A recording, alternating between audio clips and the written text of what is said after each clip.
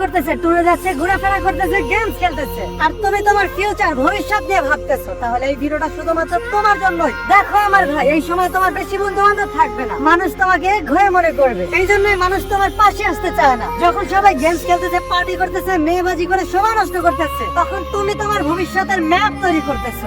এর দ্বারা একটা কথা তো সুনিশ্চিত পরিষ্কার, যারা এখন অল্প মজার জন্য পাগল, ফালতু রিল স্ক্রল করা, গেম খেলা, মেয়েবাজি করা, আর জীবনে তো দ্রুত শেষ হয়ে যাচ্ছে, ওদের কোনো ধারণা নেই সামনে ওদের সাথে কি হতে পারে। আর সেখানে তুমি এই জেনারেশনের হয়ে নিজেকে কন্ট্রোল করতেছো, নিজেকে একটু উপরে ঢাকার চেষ্টা করতেছো শুধু তোমার ভবিষ্যতের জন্য। তাহলে এটা কিভাবে সম্ভব না যে তুমি তাদের থেকে এগিয়ে থাকবে না? আর ওদের তো এখনো দিক দিশা সম্পর্কে কোনো ধারণা নেই। আজ এখন একা একা মনে হচ্ছে হবে না, কেননা প্রত্যেকটা সফল ব্যক্তি প্রথমে একাই থাকে। এই জন্যই তো তারা ভিড় থেকে আলাদা ভাবতে পারে। যদি তুমি ওই রকম হয়ে থাকো তাহলে কমেন্টে বলো আমি একাই যথেষ্ট।